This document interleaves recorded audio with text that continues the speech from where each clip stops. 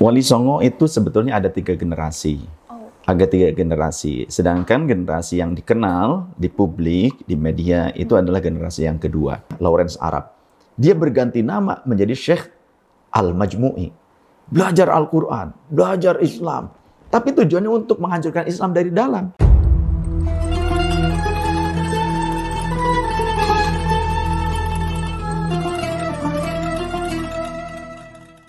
Assalamualaikum warahmatullahi wabarakatuh, sahabat Villa. Ketemu lagi di channel Cafe Rumi Jakarta, channel yang senantiasa memberikan wacana-wacana Islami yang segar dan tentunya mencerahkan. Bersama saya Sarah Monica, kita akan berbincang dengan seorang tokoh tidak hanya mengenai perjalanan spiritual hidupnya, melainkan juga gagasan-gagasannya seputar keislaman, keberagamaan, dan keberagaman di Indonesia. Semuanya terekam dalam Rumicast.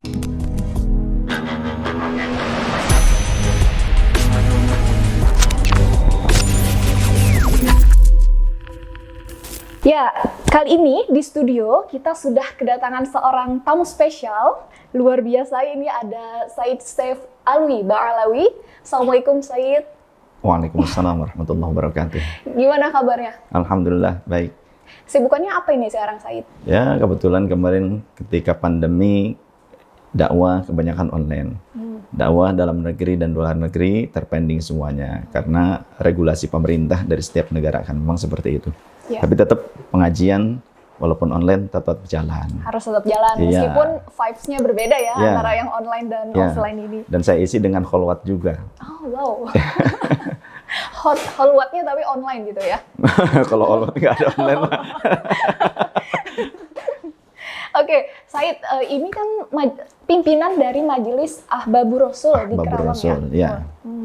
Nah, saya ingin sekali nih belajar mengenai Wali Songo dengan Said. Biar teman-teman yang ada di rumah yang menonton acara Rumicast juga bisa lebih tahu, lebih luas wawasannya mengenai apa sebenarnya Wali Songo itu dan sejarah dan kontekstualisasinya di masa kini. Ya, karena infonya nih, saya baca juga di berita-berita bahwa Said Saif Alwi juga salah satu dari keturunan Sunan Gunung Jati gitu. Kalau nggak salah keturunan ke-19 nih. Saya udah nyontek di Google. Saya nyontek di Google. Bener gitu. Alhamdulillah, ya demikian adanya. Jadi sebenarnya bagaimana ini sejarah Wali Songo itu sendiri pertama kali di Nusantara? Wali Songo itu sebetulnya ada 3 generasi. Ada 3 generasi. Sedangkan generasi yang dikenal di publik, di media itu adalah generasi yang kedua.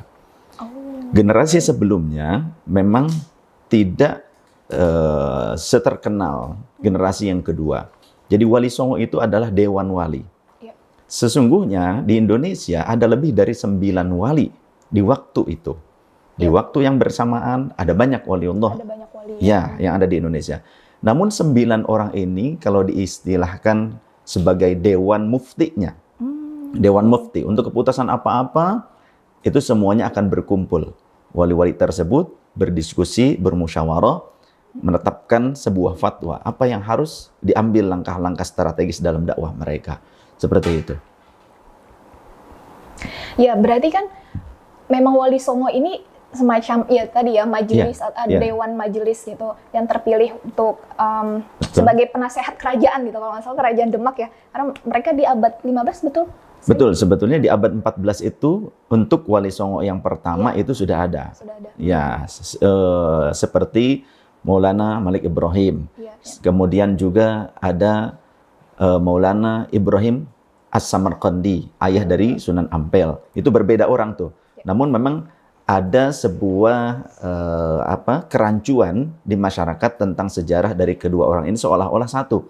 Seolah-olah Maulana Malik Ibrahim dengan Maulana Ibrahim As-Samarqandi itu satu orang. Padahal berbeda. Betul. Jadi sehingga kalau memang disamarkan, Maulana Ibrahim As-Samarqandi, ayah Sunan Ampel ini akan hilang seolah-olah dari sejarah. Padahal situsnya apanya ada semuanya. Nah, itu berbeda orang sebetulnya. Nah, ini kurun awal termasuk Syekh Subakir. Syekh Subakir merupakan bagian dari Wali Songo kurun awal. Kurun awal. Jadi kira-kira nih, siapa sih wali yang pertama kali menyebarkan Islam di Indonesia? Sebetulnya sebelum Wali Songo ini, sudah ada generasi-generasi Islam, generasi ulama, kurun awal yang datang ke Indonesia, yaitu generasi sahabat. Generasi sahabat. Mereka melakukan perjalanan melalui jalur sutra. Jalur sutra itu wilayah Arab, Mesopotamia, dan sekitarnya. Kemudian wilayah Nusantara.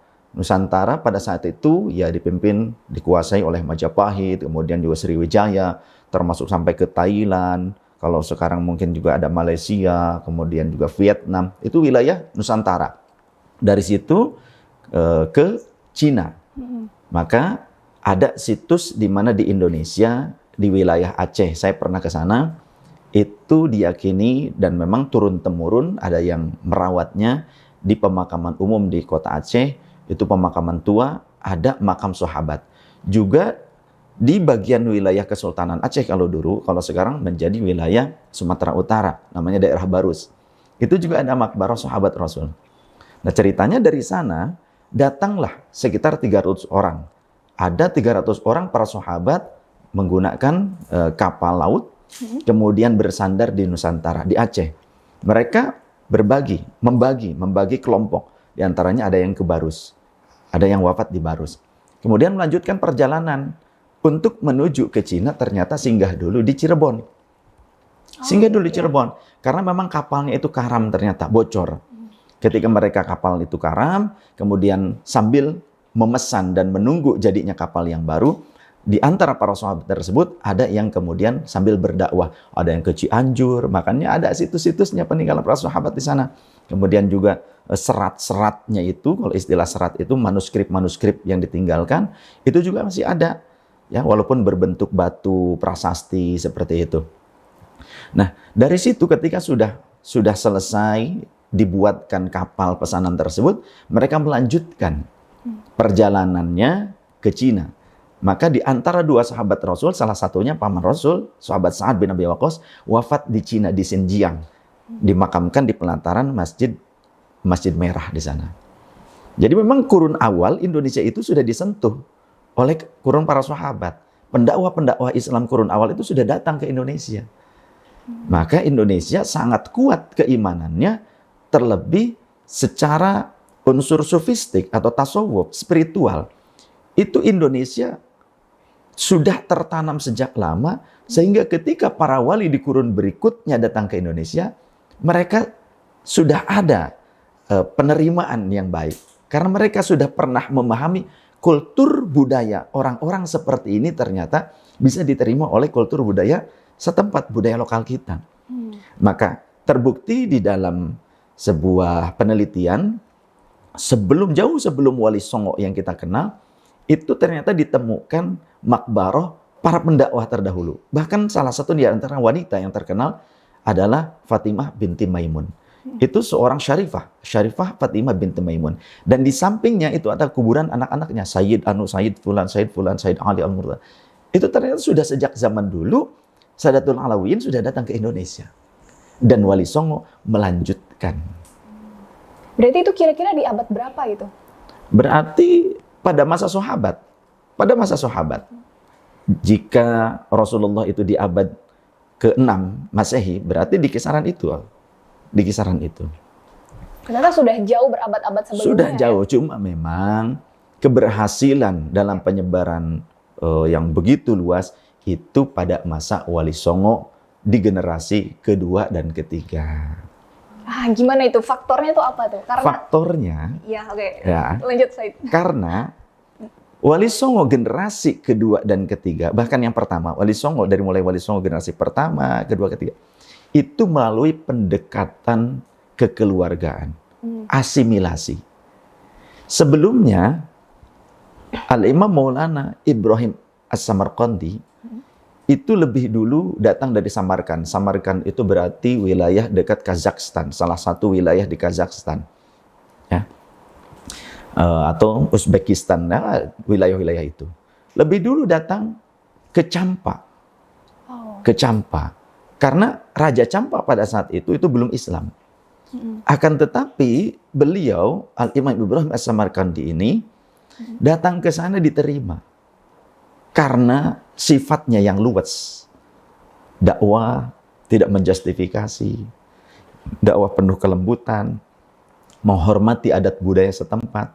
Sehingga pada masa raja berikutnya, beliau justru dijadikan penasehat, dan raja berikutnya itu menjadi Islam, beliau akhirnya dijadikan menantu pula. Dan berikutnya beliau menjadi penguasa, menjadi raja di Champa. Setelah beliau menjadi penguasa di Champa, pada saat itu ada invasi dari raja wilayah di Vietnam, invasi ke situ. Maka penguasa-penguasa Islam ini atau keluarga-keluarga kerajaan Islam ini, mereka melanjutkan perjalanan atau pindah hijrah, memang kebiasaan keturunan Rasul seperti itu, hijrah ke wilayah Nusantara. Karena apa? Karena putri dari Raja Champa itu juga dinikahkan dengan Raja Brawijaya V. Oh, raja terakhir Majapahit. Ya, dengan Raja Brawijaya V. Padahal agamanya belum Islam. Ya. Inilah ijtihadnya para wali yang sangat luar biasa. Sehingga Sunan Ampel berikutnya, sebelumnya ayahnya dulu berarti kan, Al-Imam Ibrahim As-Samarqandi datang ke sana. Di wilayah Gesik beliau singgah di situ, kemudian membuka padepokan. Sedangkan berikutnya putra-putranya diantaranya adalah Sunan Ampel, itu melanjutkan dakwah dan mendekat ke Raja Brawijaya. Karena ada bibinya. Bibi dari ibu berarti kan, bibi dari ibu yang menikah dengan Raja Brawijaya. Maka Sunan Ampel diterima, tapi sebelumnya tidak langsung di wilayah Brawijaya, dititipkan ke gubernur gitu ya, gubernur di wilayah Ampel Denta tersebut. Yang kemudian justru ternyata Sunan Ampel menjadi gubernur pertama di Surabaya. Itu tercatat dalam sejarah yang benar-benar valid. Iya. Menarik ya. Sebenarnya kan banyak sekali nih bukti-bukti sejarah dari keberadaan Wali Songo kan, dari prasastinya, dari manuskrip, betul. dari bahkan makam-makamnya yang sering diziarahi. Tapi kenapa nih kemudian sekarang banyak muncul penyangkalan bahwa Wali Songo itu fiktif? Sebetulnya ini ada upaya misionaris. Orang-orang di luar Islam yang ingin menghancurkan Islam itu sendiri. Sekarang Indonesia dulunya, Nusantara ini, basisnya bukan basis agama Islam. Kerajaan-kerajaannya kuat, banyak, menguasai berbagai negara. Akan tapi agamanya yang resmi ada Hindu, ada Buddha. Kemudian ketika berhasilnya Wali Songo mengislamkan Nusantara, dan kultur akidahnya itu Ahlus Sunnah wal Jamaah, juga yang dibawa ajarannya oleh Wali Songo itu adalah thariqah. Semua wali yang datang ke Indonesia menyebarkan Islam ternyata guru-guru thariqah, pengamal thariqah. Keberhasilan ini kemudian ingin ditepis, ingin dihilangkan. Itulah yang kita sebut dalam sejarah Gospel Glory. Bagaimana caranya menghancurkan dominasi Islam di Nusantara? Maka orang-orang Eropa, misionaris Eropa, orang-orang orientalis ingin menghilangkan bukti sejarah. Bukan hanya di Indonesia, di Timur Tengah sendiri, ketika ayah dari kakek saya pernah menjadi salah satu mufti di Masjidil Haram, dulu masih Ahlus Sunnah wal Jamaah. Tapi kemudian Inggris, kemudian Amerika, Israel membentuk orientalis-orientalis yang mereka disusupkan ke dalam Islam. Seperti antaranya Hampers, atau nama lainnya Lawrence Arab. Dia berganti nama menjadi Syekh Al-Majmu'i. Belajar Al-Quran, belajar Islam. Tapi tujuannya untuk menghancurkan Islam dari dalam. Bukan hanya dari situ saja. Dibuatlah ideologi-ideologi yang mengikis kekuatan-kekuatan spiritual Islam. Apa? Zikir. Zikir berjamaah, bid'ah, haram. Ziarah kubur, haram, bid'ah. Kemudian juga tawasul, tabaruk. Ini kekuatan spiritual Islam. Dianggap syirik. Dan pelakunya, pengamalnya, itu halal ditumpahkan darahnya. Dan hartanya boleh diambil. Fatwa seperti itu yang dibentuk oleh mereka. Sehingga orang-orang awam akan percaya. Karena yang menyampaikannya misionaris yang memang sudah dibekali dengan hafalan Al-Quran, hafalan hadis. Tapi untuk menyimpangkan keyakinan orang-orang awam kepada ulama-ulama kita. Selain itu, pada masa yang saya di sana, ternyata Inggris, Amerika, kemudian Israel membentuk intelijennya, termasuk Hampers itu intelijen. Intelijen dari British, intelijen CIA, intelijen Mossad. Dia berlagak menjadi seorang syekh di sana. Karena memang bahasa Arabnya juga bagus, karena 7 bahasa dia mampu, disebutlah Lawrence Arab oleh teman-temannya.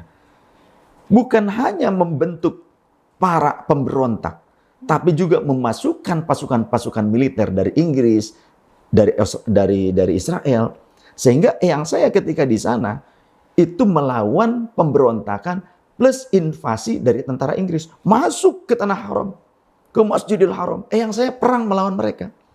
Jadi itu caranya. Supaya dengan cara apa? Yang pertama, mengiming-imingi Syarif Hussein supaya keluar daripada Kesultanan Turki Utsmani.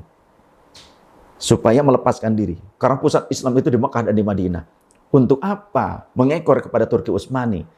Kan cukup luar biasa hasilnya jika hasil dari jamaah haji dari luar negeri, umroh, perdagangannya.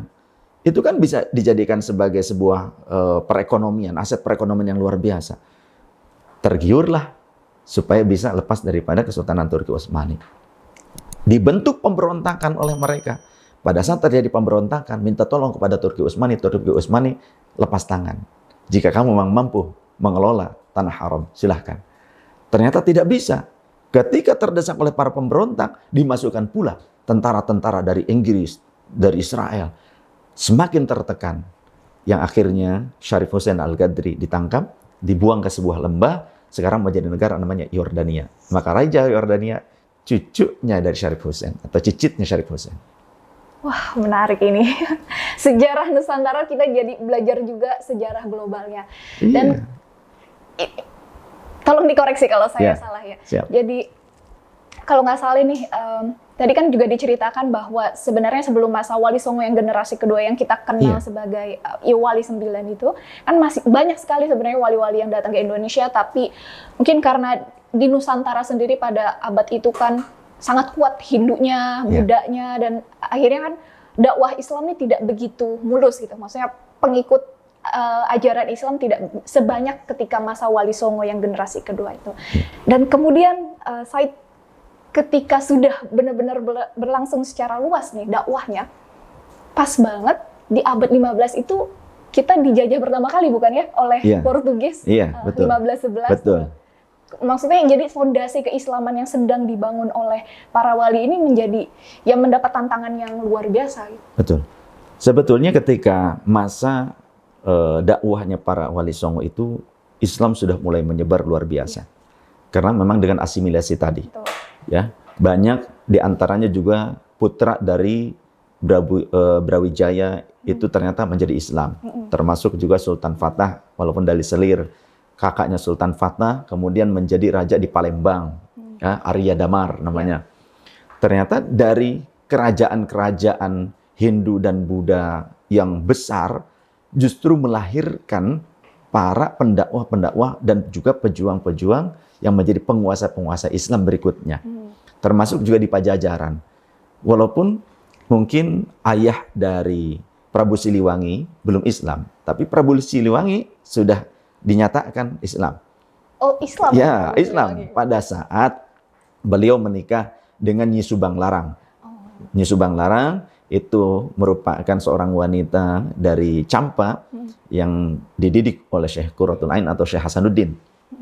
Ya, Syekh Hasanuddin sebelum ke Karawang itu datangnya ke Cirebon dulu. Tapi oleh ayah dari Prabu Siliwangi, Prabu Anggalarang, itu diusir. Ternyata jadi 2 tahun sebelum Syekh Nurjati, Syekh Datul Kahfi, itu Syekh Qurra itu sudah lebih dulu datang. Awalnya ke Cirebon dulu. Karena memang di sana ada Sah Bandar di sana. Ada pelabuhan gitu. Terkenal, termasuk di zaman sahabat datang karena memang pelabuhan di Cirebon itu pelabuhan yang cukup besar dikenal sebelum Masehi sekalipun. Ya. Di Indonesia Nusantara itu ada beberapa pelabuhan yang terkenal. Ketika diusir dari sana, Syekh Qurratul Ain berkata, baik saya diusir tidak mengapa, tapi nanti anak-anak Pajajaran akan menjadi ulama yang menyebarkan Islam. Maka beliau kemudian ikut dengan kapal Panglima Cheng Ho. Ya, Panglima Cheng Ho itu sekitar 5 kali ke Nusantara ini datangnya. Termasuk membawa serta Syekh Qurratul Ain, menumpang Syekh Qurratul Ain, dibawalah ke Karawang. Nah, jadi Islam dari situ menyebar seperti putra-putra Pajajaran, Pangeran Cakrabuana, kemudian juga berarti putrinya juga yang menjadi ibunya Syekh Syarif Hidayatullah, Nyimbas Syarifah Mudaim, ya. Kemudian kakaknya juga yang menjadi wali yang menyebarkan Islam di wilayah Jawa Barat, Tatar Sundan itu bukan cuma Jawa Barat sebetulnya. Luas. Nah, itu kemudian yang akan menyebarkan terus-menerus. Ketika putra-putra mahkota yang menyebarkan Islam, otomatis masyarakat akan menerima dengan baik. Karena penyebarannya juga tanpa paksaan. Terus sampai ke Kalimantan, sampai ke Nusa Tenggara, seperti Sunan Giri. Terus ke sana. Jadi sudah banyak orang-orang yang mengenal Islam dan memeluk Islam. Juga banyak pembesar-pembesar dari keluarga-keluarga kerajaan yang sebelumnya beragama Hindu, Buddha, ternyata kemudian menjadi raja-raja penerus yang beragama Islam. Berarti kan kuat.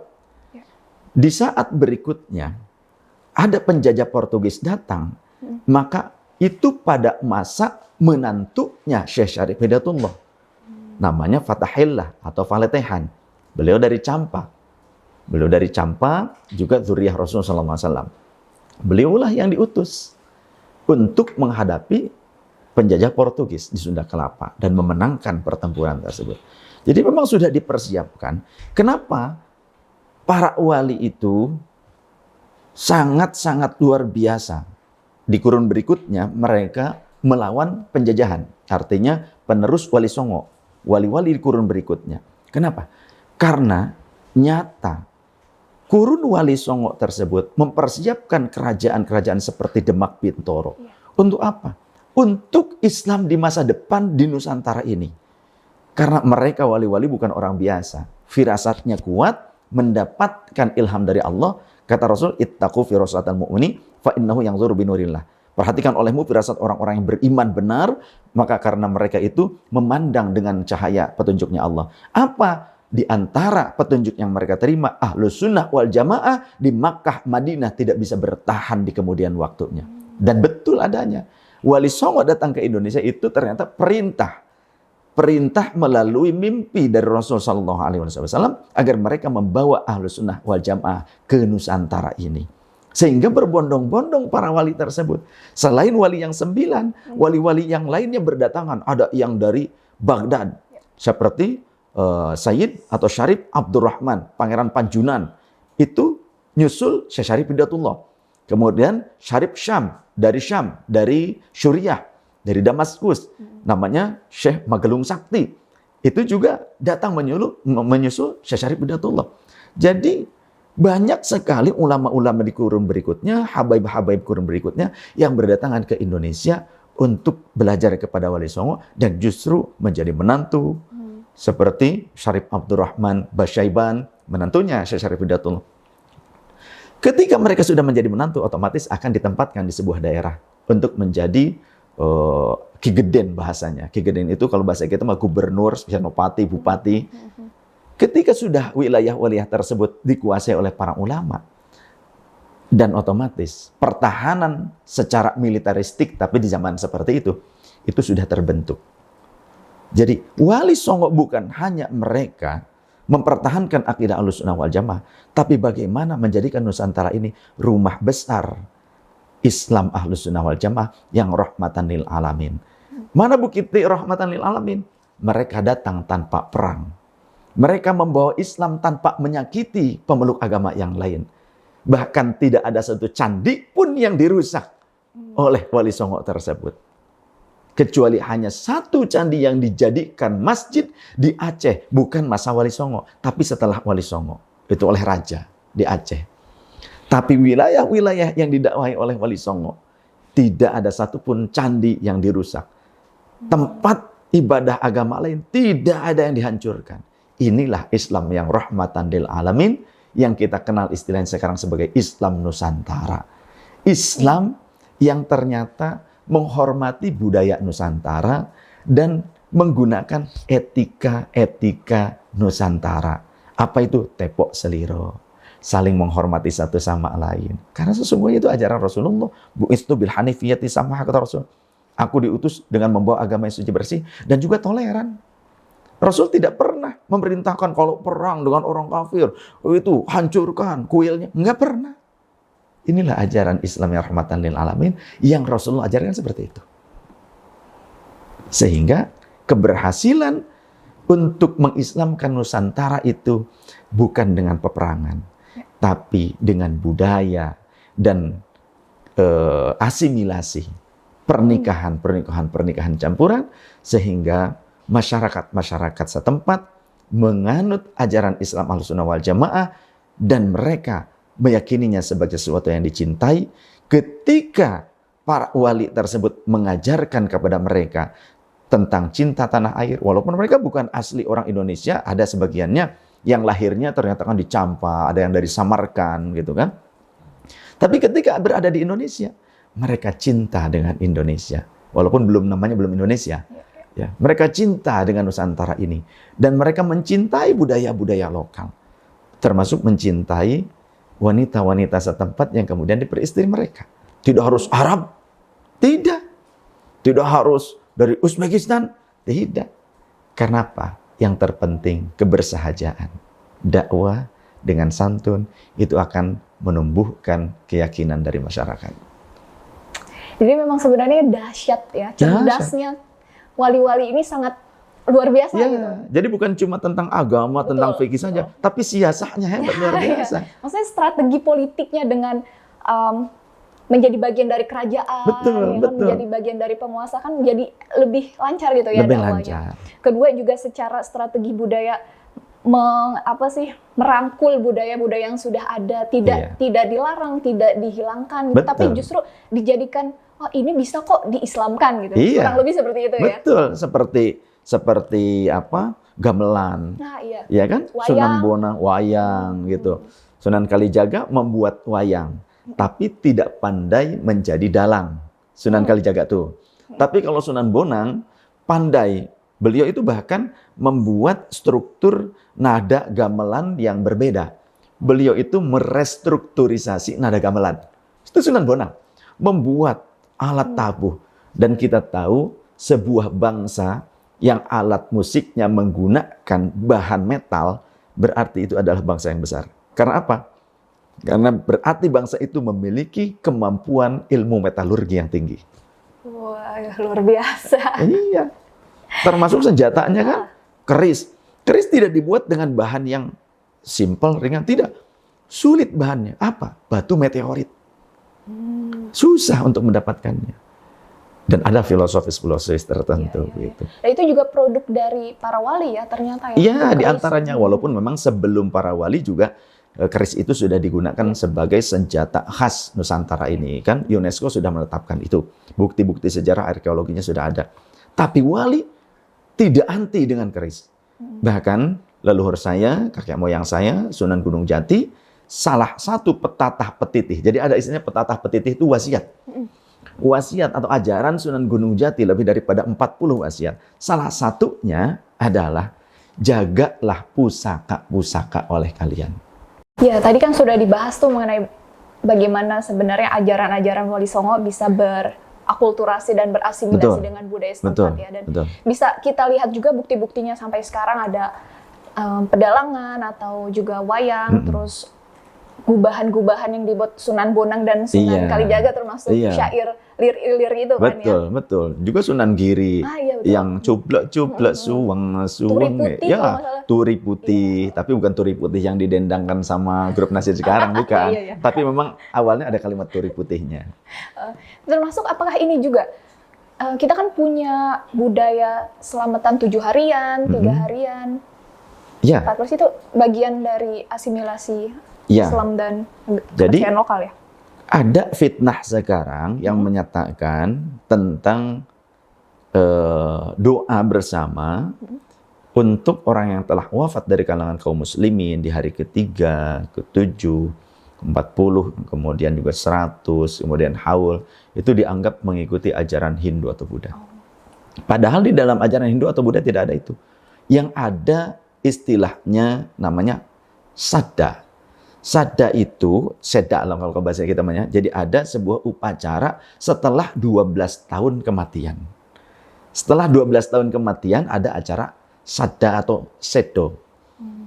Itu baru memang ajaran di luar Islam.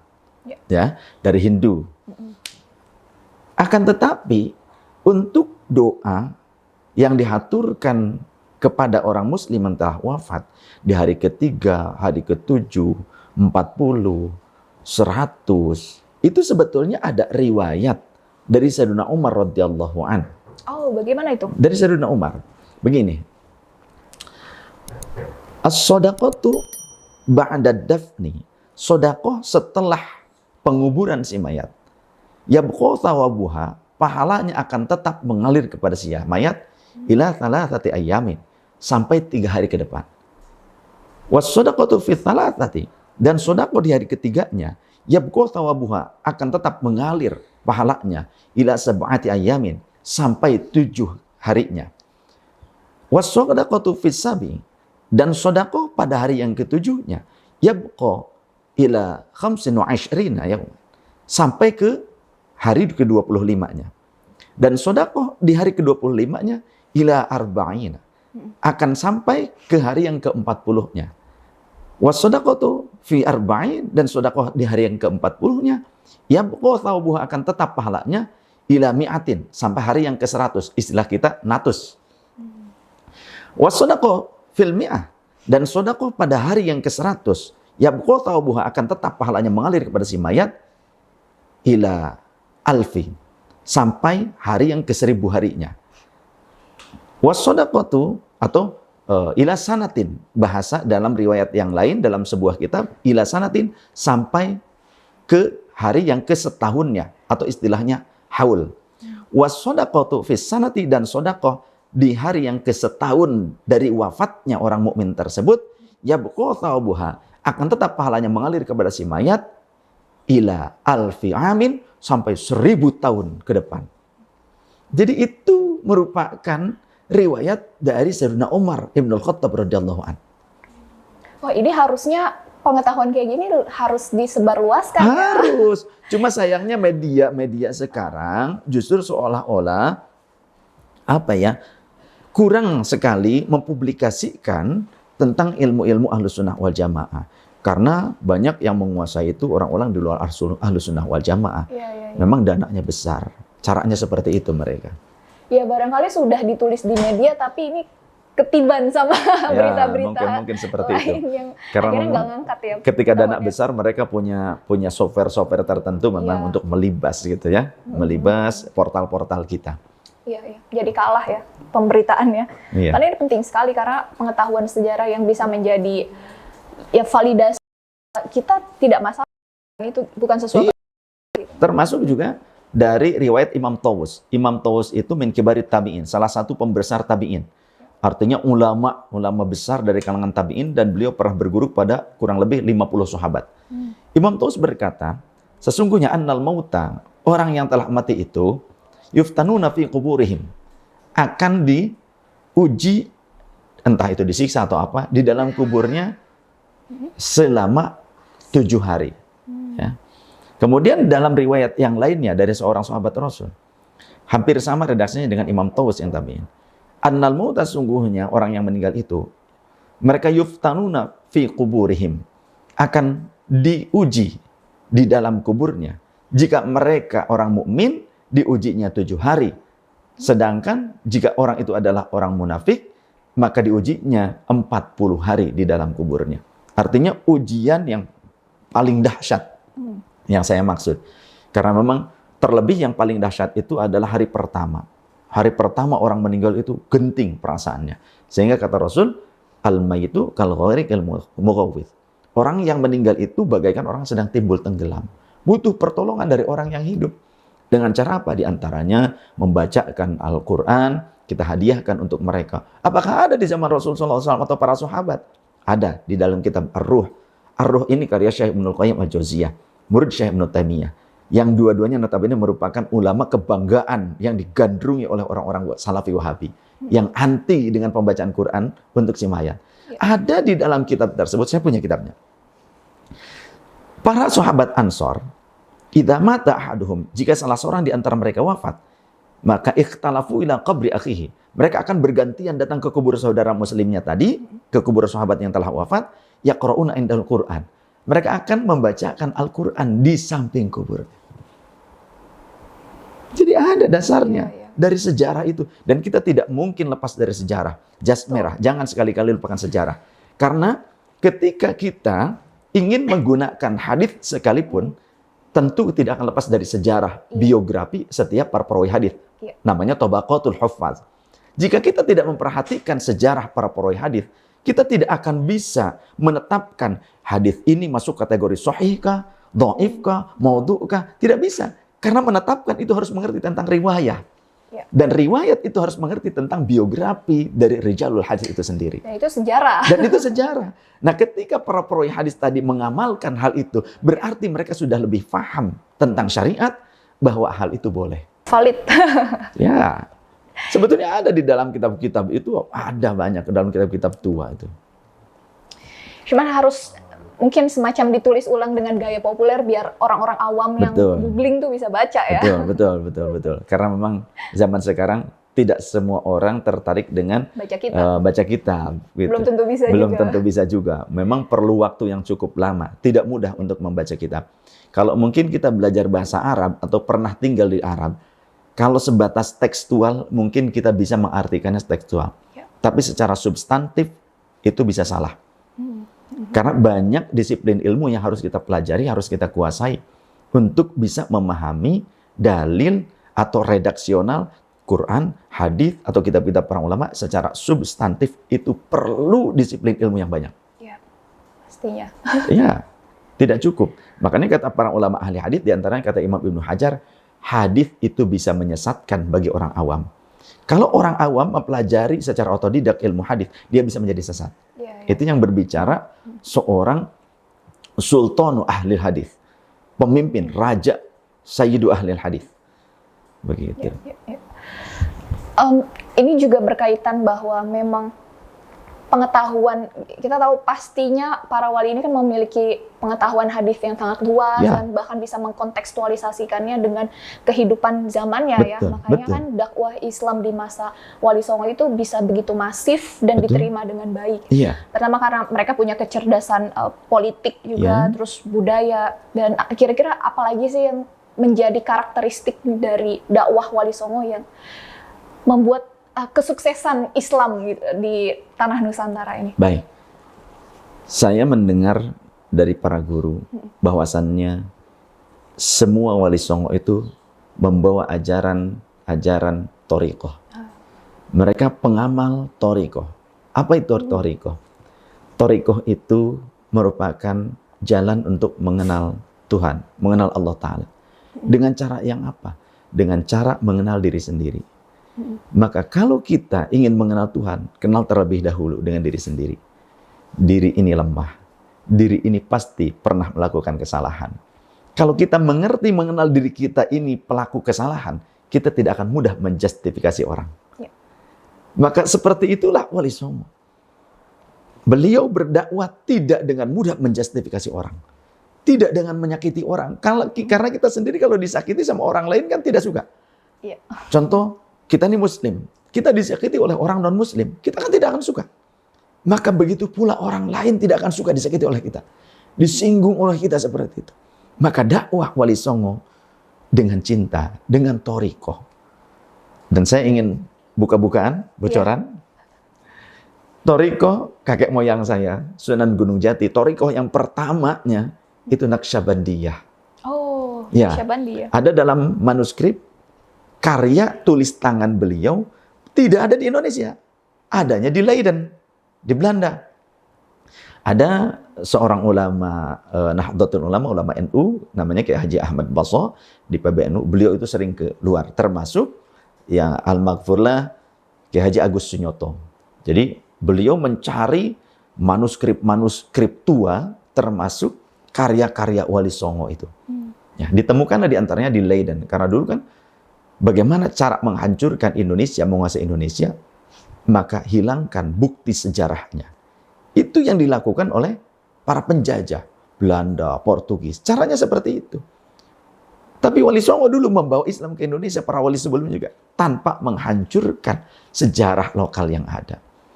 Malah justru akhirnya terjadi percampuran, ya, mengislamisasikan ajaran-ajaran yang kurang islami, tapi bukan menghilangkannya. Ternyata thariqahnya yang pertama Naqsyabandiyah itu tercatat dalam sebuah kitab tua yang ada di Leiden. Kemudian barulah Syatoriyah. Ya. Kemudian ada Sunan Ampel. Sunan Ampel juga sama, Naqsyabandiyah. Ada lagi di antara selain Wali Songo, ada namanya Syekh Abdul Jalil. Syekh Abdul Jalil dikenal juga dengan istilah Syekh Lemah Abang atau Syekh Siti Jenar. Nah, familiarnya Syekh Siti Jenar. Beliau itu pengamal thariqah. Thariqahnya Akmaliyah. Makanya putri beliau yang dinikahkan dengan Sunan Kalijaga, karena dulu Sunan Kalijaga juga pernah tinggal di Cirebon. Ya, makanya kenapa disebut Sunan Kalijaga, karena ada di sana nama sungainya itu. Dan beliau sering kali di situ. Jadi menyusuri kali, karena kalau dulu transportasi yang paling aman, yang paling cepat itu kan melalui jalur air, ya, kali besar. Sunan Kalijaga itu dulu pernah berguru selain ke Syekh Syarifuddin Sunan Gunung Jati, juga berguru ke Syekh Siti Jenar dan bahkan jadi menantunya. Menikah dengan putrinya beliau yang kemudian keturunannya kepada Hadratus Syekh Hashim Asy'ari di antaranya. Nyambungnya ke situ. Wah, ini info baru ini. Tadi kan kalau dibilang bahwa Syekh Siti Jenar itu ternyata juga pengikut thariqah. Pengikut thariqah, pengamal thariqah. Iya, pengamal thariqah. Akmaliyah. Akmaliyah itu thariqah lokal bukan ya? Ya, sebetulnya karena Islam kan tidak dari Indonesia asalnya. Tentunya juga dari Timur Tengah, dari wilayah sana. Ya, Akmaliyah juga dari sana sama. Jadi dibawa oleh wali-wali tersebut karena memang mereka dari setiap wilayah negeri tempat asal mereka mungkin ada thariqah-thariqah yang lebih marak diamalkan oleh masyarakat setempat. Itu mungkin berbeda-beda. Nah, termasuk juga Syekh Siti Jenar mengamalkan thariqah Akmaliyah. Akmaliyah itu lebih cenderung ke sering uzlah, menyendiri, menyepi, kholwat. Senangnya kholwat kalau Akmaliyah. Dan ada sebuah ajaran dalam thariqah Akmaliyah itu apa? Menghilangkan diri, menyatukan diri dengan Allah. Istilahnya wahdatul wujud. Sesungguhnya wahdatul wujud kalau kita pahami secara terperinci, tidak langsung dikatakan, wah ini murtad syirik, tidak. Para ulama berbeda pendapat itu wajar. Ulama banyak yang lebih menekankan pada syariatnya. Mereka mengatakan yang benar wahdatus syuhud, satu persaksian, menyaksikan apapun, bersaksi bahwa yang menciptakannya Allah. Yang menguasai benda tersebut adalah Allah. Wahdatus syuhud, satu persaksian. Tapi ketika orang sudah fana, orang sudah gila dengan cintanya kepada Allah, bahkan sudah tidak mengenal dirinya sendiri, hilang. Karena dia mengenal dirinya, maka dia tidak mengenal dirinya. Bagaimana maksudnya? Ketika kita mengenal diri kita tuh dari tidak ada, dari fana, ya. Wa yabqa wajhu rabbika dzul jalali wal ikram, dan hanya zat Allah yang kekal. Semuanya fana. Maka kita pun orang-orang seperti itu, seperti Syekh Siti Jenar, akan masuk pada fase fana. Fana itu kehilangan kesadaran atas dirinya, yang ada kesadaran kepada Tuhannya saja. Itu sama seperti Al-Imam Al-Hallaj, As-Suhrawardi. Makanya dulu juga mereka dihukum mati seperti itu. Karena dianggap berbahaya bagi umat. Syekh Siti Jenar juga demikian. Maka Syekh Siti Jenar kalau ditanya beliau itu murtad atau tidak, beliau wali. Syekh Siti Jenar itu wali. Cuma madzhub. Sayangnya murid-muridnya ini mengamalkan fatwa-fatwa saat beliau sedang madzhub. Kalau Sunan Kalijaga berguru kepada Syekh Siti Jenar, fatwa ketika sebelum madzhub dipakai. Tapi ketika mertuanya madzhub, ya beliau memisah. Tidak menggunakan, tidak merujuk secara fatwa kepada Syekh Siti Jenar. Tapi merujuk kepada wali-wali yang lain secara fatwa. Karena Syekh Siti Jenar sedang fana, sedang madzhub. Maka wali madzhab itu ada. Wali madzhab itu mereka kehilangan kesadaran terhadap dirinya saking mereka terus on kepada Allah Subhanahu wa taala. Terus mereka, ya contohnya seperti kita gini, ketika kita tersipu-sipu, kita tergila-gila oleh lawan jenis. Contoh saya laki-laki tergila-gila oleh wanita. Walaupun si rumah wanita itu, untuk mencapai rumah wanita itu kita harus menyeberang sungai. Menyeberang sungai yang dalam. Kita harus renang dulu. Kemudian alirannya deras. Kemudian melewati hutan. Sudah melewati hutan, rumahnya di area pekuburan pula. Ketika harus melewati hal-hal yang seperti itu, karena konsennya kepada kekasih, konsennya kepada yang dicintai, semua rintangan itu dilewati begitu saja, ringan. Walaupun ada dedemit lah, ada apa, gak ambil pusing. Yang dipandangannya dalam dirinya, dalam otaknya itu adalah kekasihnya. Bagaimana jika yang dicintai adalah Allah? Kalau sekelas makhluk saja seperti itu. Wali lebih daripada kesengsremnya, kasmarannya manusia dengan manusia. Wali kasmaran kepada Allah Ta'ala lebih dahsyat. Gitu. Jadi persoalan kenapa beliau dianggap sesat itu karena ada kesalahpahaman sebenarnya. Ada kesalahpahaman sebetulnya. Jadi memang di dalam sejarah tergantung penulisnya gitu kan. Ya, tergantung penulisnya. Andaikan kita merujuk kepada manuskrip-manuskrip yang tua, yang memang pada masa beliau hidup, kemudian generasi selanjutnya yang mendapatkan hikayat tarikh langsung dari orang yang hidup sezaman tersebut, tentu itu lebih otentik. Nah, memang para penjajah itu pinternya, mereka mengambil serat-serat, biasanya serat itu kan tulisan manuskrip-manuskrip itu, bukti-bukti sejarah itu diambil. Sehingga sekarang kalau kita mau mempelajari sejarah leluhur kita harus pergi ke Leiden, kita harus pergi ke Rusia, kita harus pergi ke Inggris. Karena adanya di sana. Termasuk Dwaja. Dwaja itu bendera Pataka lah ya. Pataka, bendera Panji. Panji, Laskar Macan Ali Kesultanan Cirebon, pasukan militernya Kesultanan Cirebon, itu adanya di Leiden. Adanya di Leiden. Dirawat oleh pemerintah Belanda. Karena dulu diambilin. Kekayaan sejarah kita diambil oleh mereka. Supaya apa? Mereka mempelajari itu semua. Di kemudian waktu mereka datang, walaupun bukan dengan peperangan, tapi dengan kecerdasan mereka. Dengan cara mereka berupaya menguasai negara kita melalui cukong-cukongnya. Atau menggunakan boneka-boneka dari bangsa sendiri. Sehingga nanti mereka lah yang akan mengeruk kekayaan alam kita. Yang sudah terjadi seperti itu di zaman Orde Baru, putra dari penguasa Orde Baru mendatangkan observator dari luar negeri, kalau tidak salah dari Swedia, untuk mengangkat harta terpendam di Laut Cirebon. Itu kapal para sahabat yang tenggelam itu. Alhamdulillah didapatkan.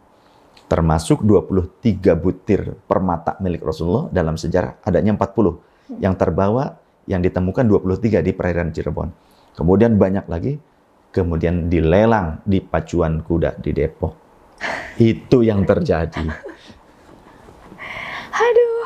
Jadi memang para penjajah itulah goal, glory, gospel. Rusak bangsa lain dengan cara merusak ingatan sejarah para generasi penerus bangsanya. Jika ingin menguasai suatu bangsa, maka hilangkan ingatan sejarah dari benak generasi penerus bangsa tersebut. Cara itu yang mereka lakukan. Sehingga kita sekarang kehilangan bukti-bukti sejarah. Dicuri oleh mereka.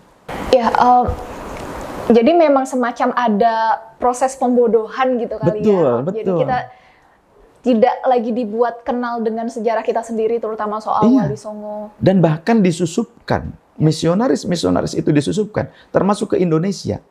Dulu ada namanya Dr. Snok Horgrone. Dia itu belajarnya di Timur Tengah. Sengaja belajar Quran, belajar ilmu hadis. Tapi dia merupakan misionaris. Berganti nama menjadi Syekh Abdul Ghaffar. Dia datang ke Sumatera Barat. Sampai diangkat mantu oleh seorang ulama di sana, karena kecerdasannya. Tapi ternyata ideologinya menjadi penyebab perang saudara, perang Padri. Perang saudara. Siapa dia Syekh Abdul Ghaffar? Dr. Snook Horgronya. Dia misionaris. Ingin mengacak-ngacak. Kemudian juga Van der Vlas. Sama seperti itu. Iya, mata-mata Belanda sebenarnya. Betul. Dan yang saya rule-nya ini jelas. Datanglah Wahabi, mengaku Salafi. Dibawa ke Indonesia, Bu. Asalnya kan dari Timur Tengah sana, pada zaman Hampers tadi. Pada zaman Hampers, itu dibesarkan. Dibentuk ideologi, dibuat ideologi-ideologi yang ingin mengikis. Bahkan sisa-sisa peninggalan sejarah di Timur Tengah, itu dihancurkan oleh mereka. Itu yang kemudian dibawa, didatangkan, disusupkan ke Indonesia dengan cara ideologi seperti itu. Orang Indonesia banyak orang Islam, tapi banyak yang awam. Ketika didatangkan seolah-olah ini sarjana Timur Tengah dan sebagainya, padahal ideologinya ideologi yang menyesatkan. Jadi kira-kira gimana ya untuk orang Indonesia, yang kita kan Muslim terbanyak di dunia karena penduduknya yang sangat besar. Karena ada proses bagaimana sejarah ini coba dihilangkan dan diganti dengan ideologi Islam yang baru. Jadi apa sih sebenarnya rekomendasinya kalau dari Said Saif sendiri? Apakah orang-orang Islam ini harus bertorikoh semua kah? Atau bagaimana untuk lebih bisa menghadapi tantangan zaman? Baik, sebetulnya akarnya ilmu. Apa-apa harus dengan ilmu. Man arada dunya fa'ali bil ilmi. Siapa yang ingin selamat di dunia maka harus punya ilmunya. Sukses, selamat dunia harus pakai ilmu dunia. Man aradal akhirata fa'alihi bil ilmi. Kalau ingin sukses, selamat di akhirat harus pakai ilmunya, harus tahu ilmunya. Man aradahuma, siapa yang ingin selamat dan sukses di keduanya, maka fa'alihi bil ilmi, harus dengan ilmunya. Kita harus kita sebetulnya dulu juga bangsa pemikir. Tapi sayang kesini-sini, apalagi di masa gadget, gitu kan. Banyak tidak dimanfaatkan untuk hal-hal yang positif. Harusnya sarana-sarana yang Allah berikan kepada kita, bangsa kita sekarang, dengan kemajuan, kecanggihan teknologi, seperti kita sekarang ini, gunakan untuk hal-hal yang positif. Saya setuju dengan adanya channel ini. Mudah-mudahan diberkahi Allah Subhanahu wa Ta'ala. Diridhoi Allah. Untuk menangkal upaya-upaya pembodohan yang terstrukturisasi. Kalau kita sekarang banyak orang-orang yang merasa bangga dengan sarjana-sarjana Timur Tengah dan sebagainya. Kita harus tahu seperti Saudi. Mengacunya kemana? Ke Eropa. Mengacunya ke Eropa. Apa-apa harus dengan Eropa. Apa harus dengan Eropa. Orang Indonesia di sana walaupun punya jabatan dikerdilkan. Tapi kalau ada orang Amerika, orang Inggris, mereka sangat mengagumkan ya orang Arab tuh. Kenapa? Karena dulunya ketika menguasai wilayah Hijaz, menangkap Syarif Hussein, raja yang sah, dan membuangnya. Kemudian mereka menobatkan diri sebagai raja, Ibnu Saud tuh, Abdul Aziz bin Saud. Dan mengklaim bahwa wilayah Hijaz, tadinya Hijaz itu bukan Arab Saudi, diklaim sebagai wilayah kerajaan milik keluarga. Maka namanya Al-Mamlakah As-Su'udiyah, kerajaan milik keluarga Ibnu Saud. Ada peran siapa? Peran Israel, peran Amerika, peran Inggris. Dan itu termaktub dalam sebuah catatan yang mereka tetap jaga sampai sekarang. Sehingga untuk pembangunan atau apapun akan lebih cenderung menerima investasi dari sana. Ya, kita jadi pahamlah mana yang benar-benar pure murni, gitu kan? Mana yang tentang politik, yang kemudian dana dari sana dikocorkan ke Indonesia. Silahkan siapa yang mau membuat masjid, tapi dengan syarat tidak boleh ada bedug. Padahal ini kan merupakan khas kultur budaya Islam di Indonesia. Artinya yang diambil, diadopsi oleh orang-orang Indonesia. Tidak boleh ada zikir berjamaah. Sekarang banyak yang seperti itu. Termasuk masjid saya pernah ditawari begitu. Warga kami menolak. Ada yayasannya tersendiri di Indonesia yang menyalurkan dana itu. Dananya besar. Satu masjid siap. Minimal pertama dikocorkan dana 300 juta. Hingga 1 miliar. Tapi dengan syarat. Imam dan khotibnya dari yayasan mereka. Tidak boleh ada bedug. Tidak boleh ada zikir berjamaah. Ini kan merupakan siasat sebetulnya. merupakan siasat untuk apa? Mengikis kultur-kultur budaya Islami. Zikir berjamaah itu sunnah. Dan ini kultur budaya Islami. Rasulullah mengamalkannya. Tapi dibilang bid'ah. Seperti itu. Jadi memang terstrukturisasi. Dananya besar. Oke. Kalau persoalan kita kan memang harus ilmu ini menjadi fondasi utama ya. Terutama juga dalam ya beragama gitu. Dan di Islam sendiri kan kita mengenal bahwa berilmu itu tidak boleh tanpa guru gitu. Ya, betul. Sanad itu penting. Betul. Jadi sanad tidak boleh disepelekan. Sanad tidak boleh dihilangkan. Kata Al-Imam Abdullah Ibn Mubarak, murid Imam Malik, al-isnadu minad-din. Sanad ilmu bagian daripada agama. Walaulal isnad, andaikan manusia tidak memperhatikan sanad ilmu dalam mempelajari agama, maka dia akan mendapati orang yang serampangan berbicara. Seenak nafsunya saja dia berbicara. Sanad inilah yang tetap dijaga oleh ulama-ulama kita.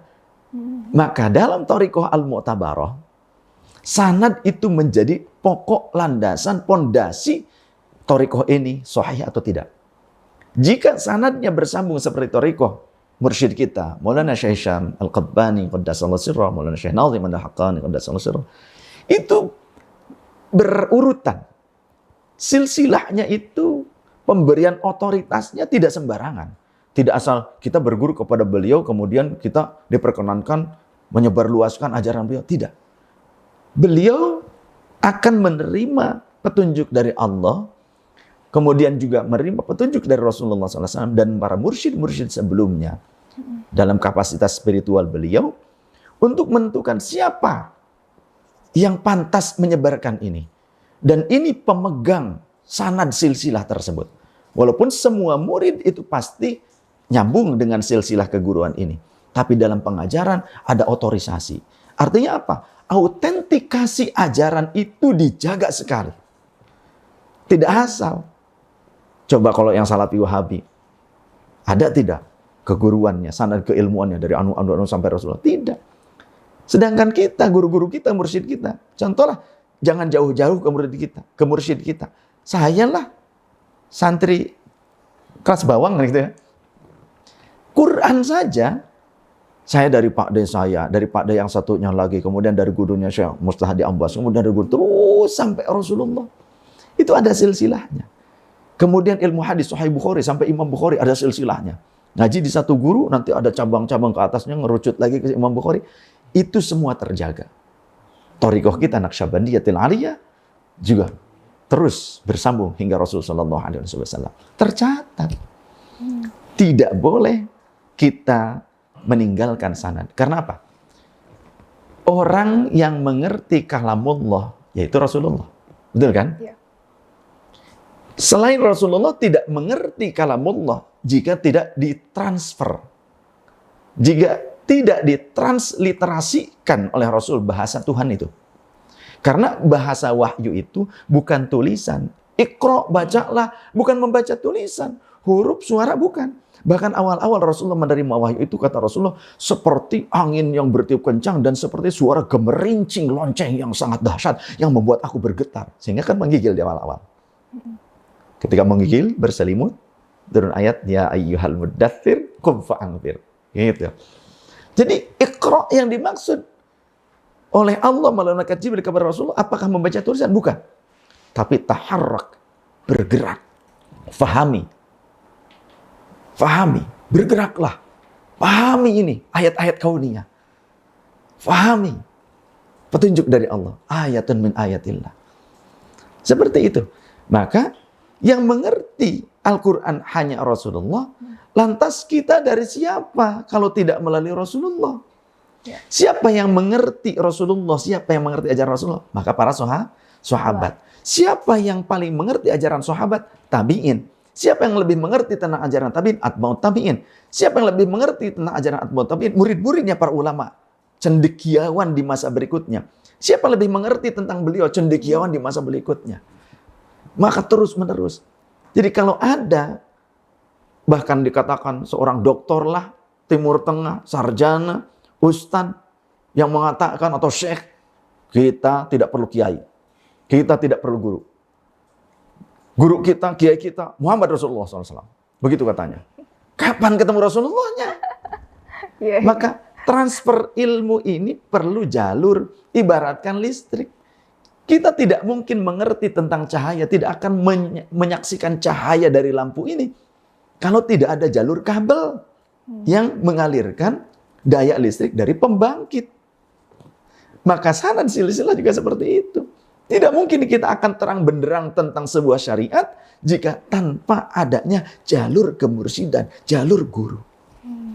Karena pemahaman secara kontekstual atau substantif atau maqasidus syariah itu hanya bisa didapatkan secara bermusalsalah, bersilsilah.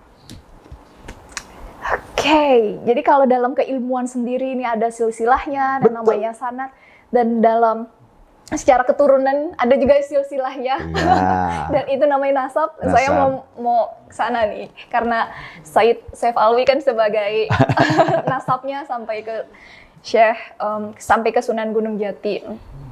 Begitu kan? Insya Allah, yang ke-19. Iya, ke-19. Alhamdulillah. Dan apakah kemudian ini kan pasti ada catatan secara tertulisnya. Betul. Bisa menjadi bukti sejarah juga bahwa memang Wali Songo itu nyata, ya kan? Betul. Dan kita tahu secara rahasia umum bahwa para sunan, para wali-wali ini memiliki karomah tertentu karena mereka sebagai kekasih Tuhan. Apakah ini juga menurun kepada anak cucunya Said Saif? Yang pertama saya ingin membahas tentang otentikasi silsilah Wali Songo, ya. Dalam hal ini kakek buyut saya terutama itu Sunan Gunung Jati. Di sini ada sebuah kitab yang memang karya seorang mufti dari Tahrim, dari Hadramaut. Ini dikarang sekitar 120 tahun yang lalu. Beliau berkeliling ke berbagai negara termasuk ke Indonesia. Ini karya Al-Allamah As-Sayyid Syarif Al-Habib Abdurrahman bin Muhammad bin Hussein Al-Mashhur. Ini ahli sejarah dan munsib. Munsib itu ulama yang dipercaya sebagai ahli nasab, pencatat nasab. Beliau datang ke Indonesia, ke Ampel, kemudian ke Cirebon, ke Palembang, ke kesultanan-kesultanan terutama. Nah, di sini ini masih otentik, artinya masih berbahasa Arab asli. Ada sebuah halaman yang menunjukkan bagan tentang silsilah Wali Songo dan khususnya sampai Maulana Hasanuddin putra Syarif Hidayatullah. Di sini nama Rasul sallallahu alaihi wasallam Muhammad bin Abdullah sallallahu alaihi wasallam, Sayyidah Fatimah putrinya beliau, Sayyiduna Ali karramallahu wajhahu al-Murtada, kemudian berputra Sayyiduna Husain As-Sibti. Punya putra Sayyidina Ali Zainal Abidin, berputra Al-Imam Muhammad Al-Baqir, berputra Al-Imam Ja'far As-Sadiq, berputra Al-Imam Ali Al-Uraidi, berputra Al-Imam Muhammad An-Naqib, berputra Al-Imam Ali An-Naqib atau Isa An-Naqib, mohon maaf, Isa An-Naqib, berputra Al-Imam Ahmad Al-Muhajir ilallah, berputra Al-Imam Ubaidillah, berputra Sayyid Alwi, berputra Sayyid Muhammad Sahibul Minbad, berputra Sayyid Alawi Ats-Tsani, berputra Sayyid Ali Khalid Qasam, berputra Sayyid Muhammad Sahib Birmat, yang ini berputra Sayyid Alawi. Jadi yang tadi Sayyid Muhammad, bukan Muhammad Sahib Birmat, yang Sahib Birmat yang ini berputra Sayyid Alawi lagi, berputra Amir Abdul Malik. Nah, Amir Abdul Malik ini aslinya dari Hadramaut, kemudian hijrah ke Nasirabad, India, dan menikah dengan keluarga Kesultanan Nasirabad. Maka beliau diberikan gelar Khan. Karena Nasirabad adalah negara Islam dan banyak ulamanya mengerti ini adalah keturunan Rasulullah SAW dari Hadramaut, dari Sadatul Alawiyin yang dimuliakan, maka diberikan gelar Azmat pakai tak taknif, itu dengan bahasa Urdu, artinya dari keluarga yang mulia. Khan, beliau dimasukkan ke dalam keluarga Kesultanan Nasirabad. Jadi Azmat Khan, Amir Abdul Malik Azmat Khan. Berputra Amir Abdullah Azmat Khan, berputra Said Ahmad Shah Jalal, berputra Maulana Jamaluddin Akbar Hussein, berputra Sayyidina Ali Nuruddin, berputra Maulana Umdatuddin Abdullah, ayah dari Maulana Syarif Hidayatullah. Berarti berputra Syarif Hidayatullah, nama aslinya Hidayatullah. Syarif itu gelar. Gelar Sayyid, kalau keturunan Rasul awalnya digelari Sayyid. Tapi kemudian waktu ada istilah yang disematkan namanya Syarif, karena bagi siapa? Bagi keturunan Rasul yang biasanya menduduki jabatan-jabatan di kerajaan. Ya, jadi pembesar-pembesar. Itu digelari Syarif. Syarif Hidayatullah punya putra Maulana Hasanuddin Banten. Ini diakui dan dicatat oleh Mufti Tarim. Kitab ini dibuat 120 tahun yang lalu, dicatat oleh beliaunya maksudnya. Ini sudah kopian. Ini cetakan berikutnya. Jadi beliau datang langsung ke Nusantara, langsung mencatat, datang ya secara otentik melihat manuskrip-manuskripnya. Nah, begitu pula Wali Songo. Wali Songo ada ketersambungan. Mereka itu masih kerabat sebetulnya. Ada hubungan kekerabatan. Di sini kita ambil dari Syajarah Alu Abdul Malik bin Alwi bin Muhammad Suhaib Mirbad. Said Abdul Malik yang tadi hijrah dari Hadramaut ke Nasirabad, India, menikah dengan keluarga Kesultanan Nasirabad, berputra Said Abdullah. Said Abdullah Azmat Khan. Kemudian berputra Said Ahmad, berputra Said Jamaluddin Akbar Hussein.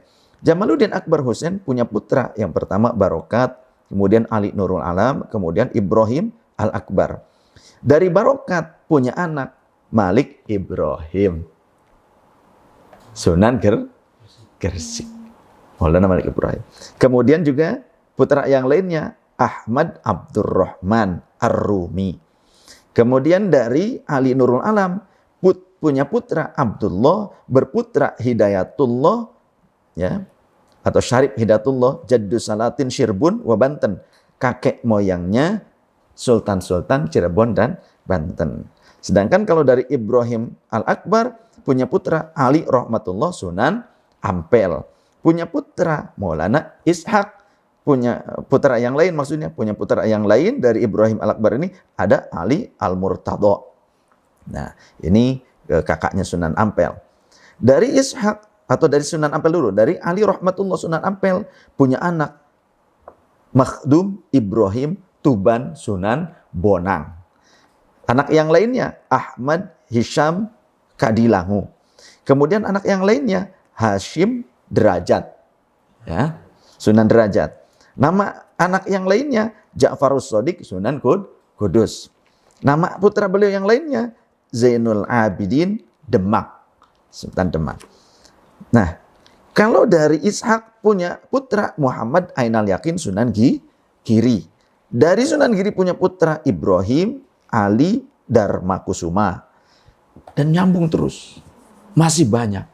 Bukan hanya kitab ini saja yang menjadi landasan di mana kenyataannya Wali Songo merupakan Ahlul Bait Rasul sallallahu alaihi wasallam.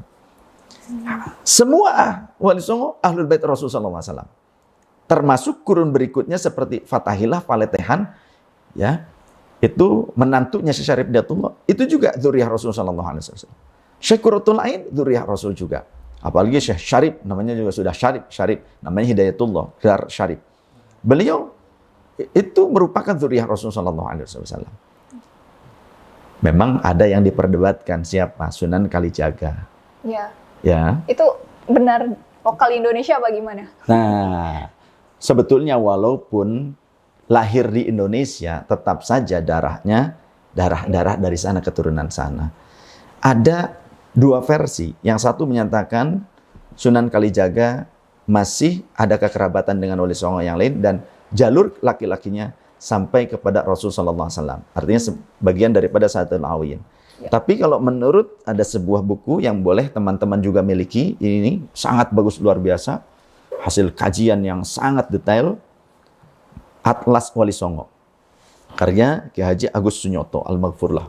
Ini orang yang sangat berjasa ini. Di dalam karya beliau, Ki Agus Sunyoto ini, ada silsilah Sunan Kalijaga. Sunan Kalijaga dalam sebuah manuskrip, ada beberapa manuskrip, serat-serat yang zaman dulu, dinyatakan itu dari Sayyiduna Abdul Muttalib berputra Sayyidina Abbas dari pamannya Rasul. Oh. Jalurnya dari paman Rasul. Ya tetap masih Ahlul Bait karena dari Bani Hashim dan Bani Muthalib.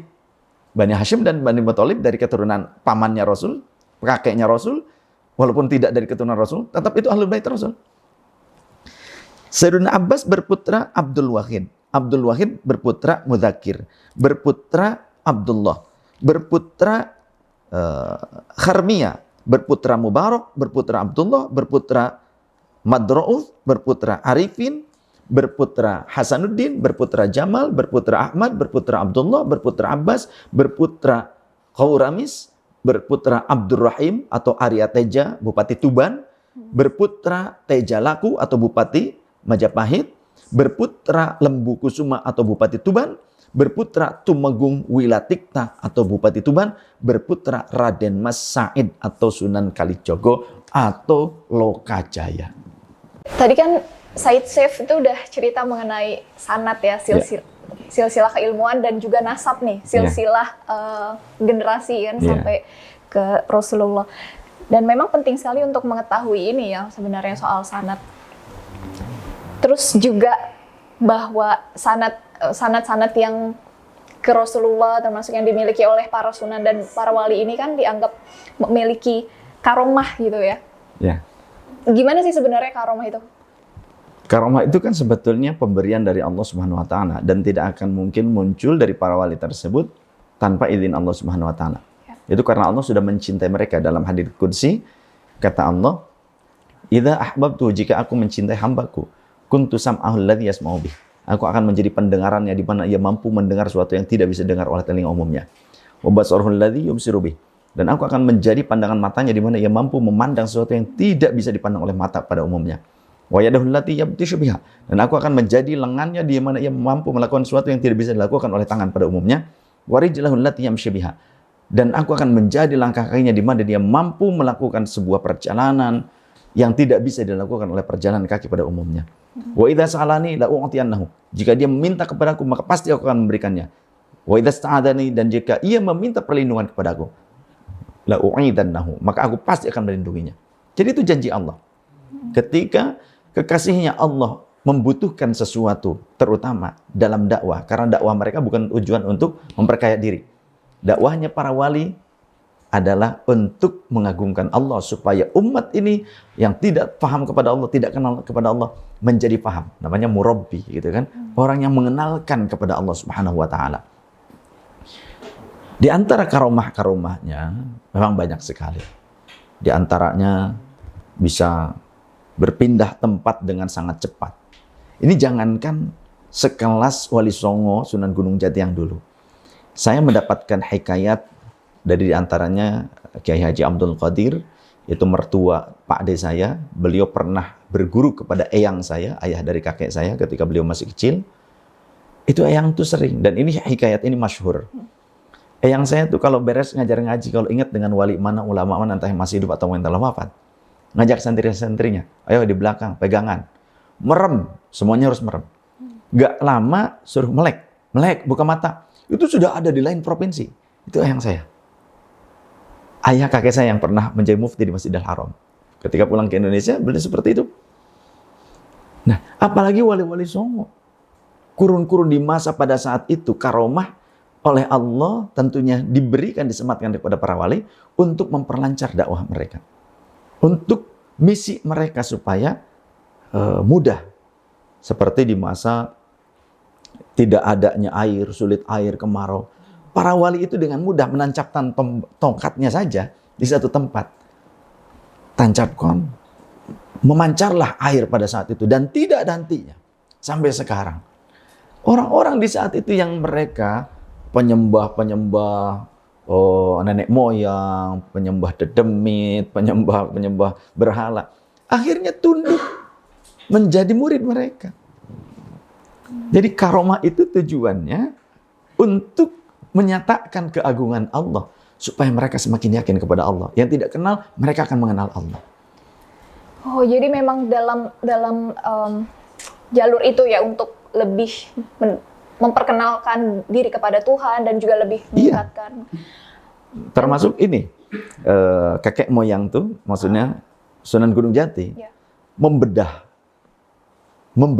mengoperasi dengan jempol. Oh, oke. Jadi ada sebuah hikayat, beliau sedang dengan uaknya Pangeran Cakrabuana atau Ki Kuwo Sangkan, biasa, kalau bahasa kita belusukan, melihat rakyat langsung, membagikan zakat juga langsung ke rakyat, belusukan gitu. Ternyata menyaksikan ada seorang wanita yang dikejar-kejar suaminya mau dibunuh. Bawa senjata suaminya, mau dibunuh, teriak-teriak. Akhirnya wanita tersebut kebetulan berpapasan dengan Sunan Gunung Jati yang menjadi penguasa Cirebon pada saat itu, meminta tolong. Bersimpuh minta tolong. Kenapa? Itu suaminya, datang suaminya. Wahai Kanjeng Sunan, biarkan aku membunuhnya. Kenapa? Dia telah berbuat zina katanya. Dia menuduh istrinya zina.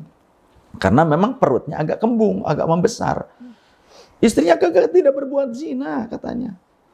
Ada keluhan pada perut. Wah, bohong katanya gitu. Suaminya tetap kekeh. Akhirnya begini. Bolehkah saya menjadi penengah?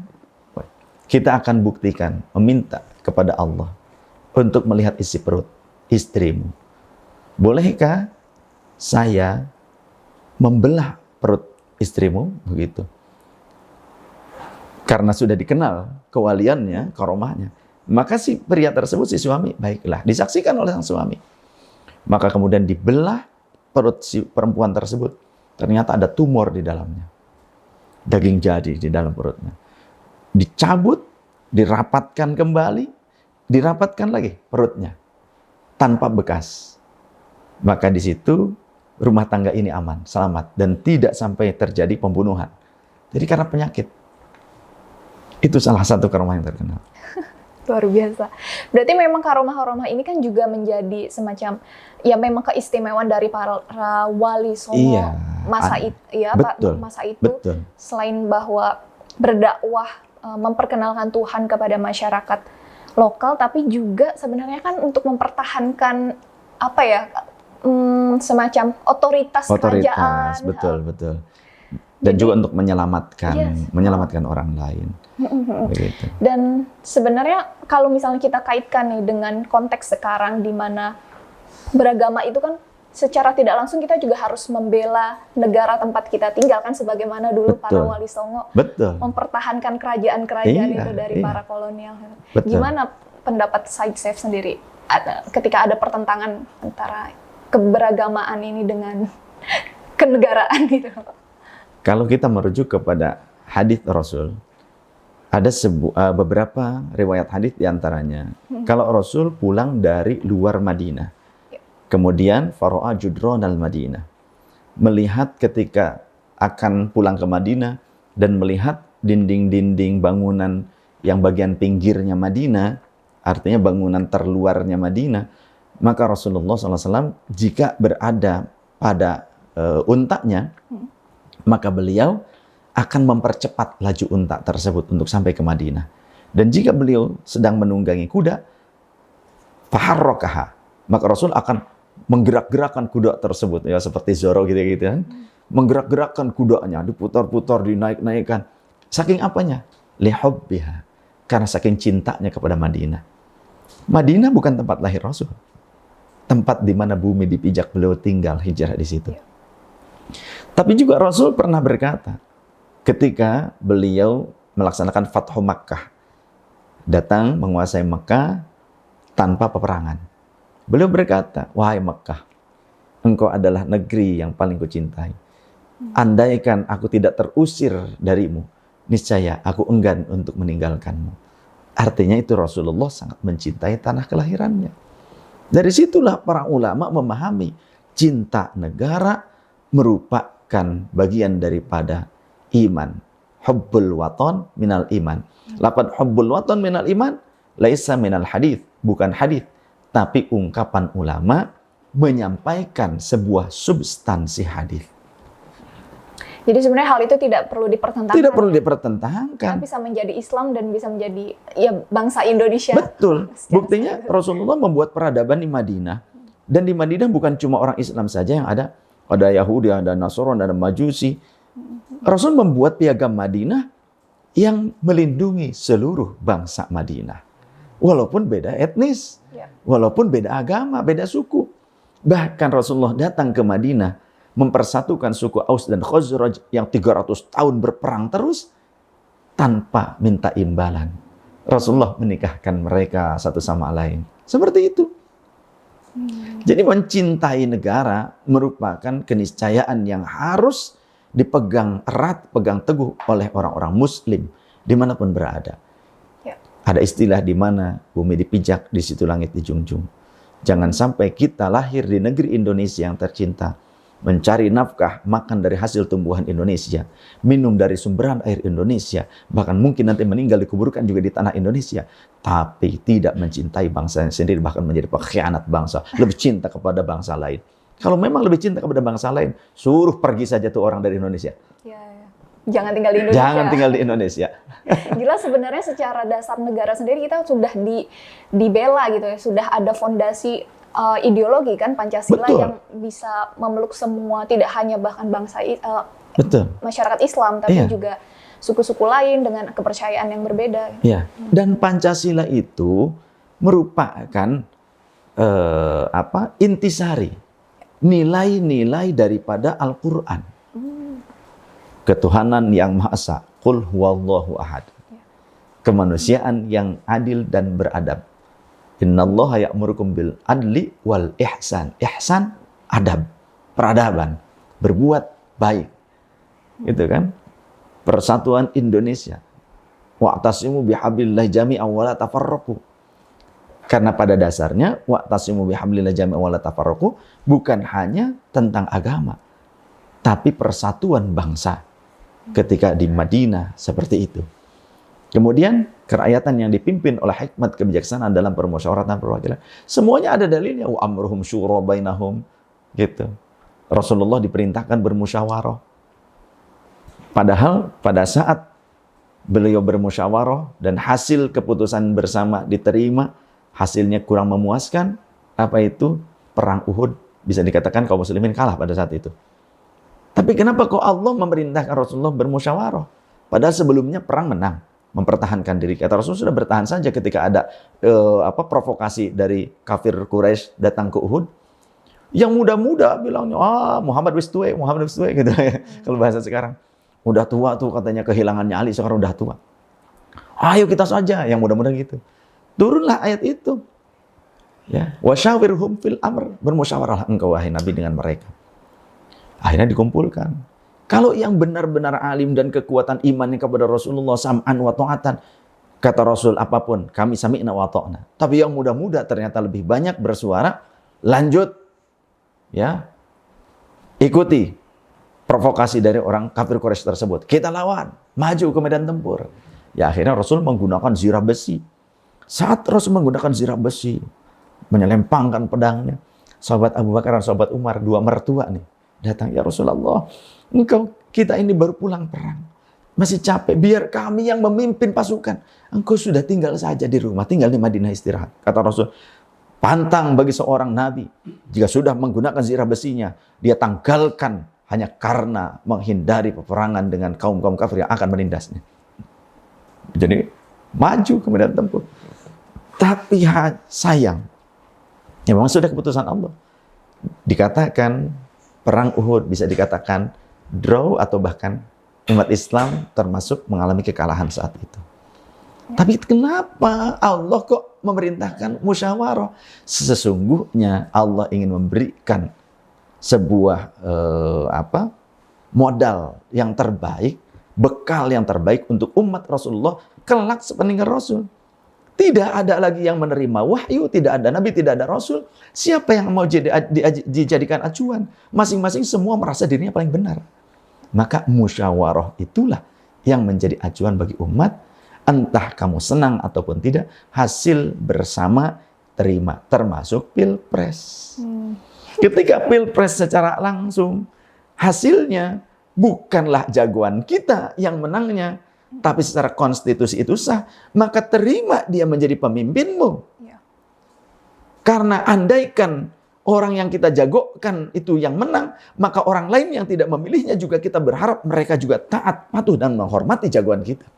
Ya. Terlebih jika nyatanya di Indonesia, orang yang berkompetisi sekarang sudah kerja bareng, tapi banyak orang yang belum move on di bawahnya. Kenapa? Nafsu. Nafsu. Bahkan mengulamakan yang bukan ulama, dan meniadakan kredibilitas ulama yang memang nyata ulama, jika beda pilihan politik. Itu di Indonesia kejadian. Padahal sudah jelas ya bahwa beriman itu juga kita harus hormat terhadap konstitusi. Iya, betul. Bahkan kata Rasulullah, man ahana sultana ahanahullah. Siapa yang menghina pemimpinnya, bahkan pemimpin yang terdekat dengan kita di masyarakat RT, kita ngejek Pak RT, Allah akan menghinakan kita. Begitu. Kewajiban. Kata Rasul, fi usrika wa yusrika. Ketika kamu senang ataupun dalam keadaan tidak senang dengan kebijakannya, tetap taat. Tetap. Gitu. Kecuali dalam maksiat. Kalau bukan maksiat, ya wajib taat hukumnya. Nah, kira-kira nih, pesan terpenting apa dari Said Seif kepada kalangan muda yang tengah menonton Rumikes kali ini biar bisa lebih mengamalkan, pertama kan tadi sudah diperkenalkan bagaimana sejarah Wali Songo, bagaimana kemudian pengamalannya dalam kehidupan saat ini, apa yang bisa kami petik nih? Baik, sahabat-sahabatku, Rumi Channel yang dirahmati Allah Subhanahu wa taala. Kata kunci yang paling penting untuk para milenial, jangan salah guru. Salah gaul masih mudah untuk diperbaiki. Tapi kalau sudah salah guru, maka akan sangat berbahaya dan bisa menyesatkan bukan hanya untuk dirinya, bahkan untuk orang lain. Kama qala Syekh Joker radhiyallahu an. Joker itu kan tadinya baik begitu kan? Ternyata kan ideologinya salah jadi seperti itu. Dia membenarkan ideologinya sendiri. Ya, tertawa boleh lah, senyum-senyum sedikit gitu. Tapi jangan lupa ya, kalau ada sedikit rezeki, kita bantu channel ini supaya lebih baik lagi. Seperti itu dong ya. Ya, terus subscribe jangan lupa. Saya ajak teman-teman untuk subscribe dan jangan lupa di situ sebelah kanan itu ada lonceng. Disentil atau dipalu. Dipalu itu deng, supaya bunyi notifikasinya setiap saat. Pokoknya tonton terus channel ini. Tadi ya, kata kuncinya adalah jangan salah guru. Karena banyak sekarang artis baru belajar Islam, tapi karena salah guru, malah justru merasa paling hebat dibandingkan ulama yang dari kecil sudah pesantren. Kan aneh. Kemudian serampangan berfatwa. Inilah sebab salah guru. Maka berguru jangan kepada Sinto Gendeng. Karena nanti takutnya akan menjadi Wiro Sableng. Demikian sahabat Villa, bincang-bincang kita bersama Said Seif Alwi Ba'alawi, luar biasa, sangat berdaging. Ini lebih-lebih dari seminar ya kira-kira, kalau kuliah ini namanya SKS. Dan mudah-mudahan bisa sangat menginspirasi kawan-kawan Rumikes yang menonton, bisa menambah pengetahuan, wawasan sejarah mengenai bahwa Wali Songo itu memang nyata dan banyak sekali bukti, prasasti, manuskrip, bahkan keturunannya juga. Ini di samping saya. Bisa diambil sampel darah. Keturunan luar biasa, saya bisa bertemu dengan keturunan ke-19 dari Sunan Gunung Jati. Saya mudah-mudahan dapat karomahnya juga.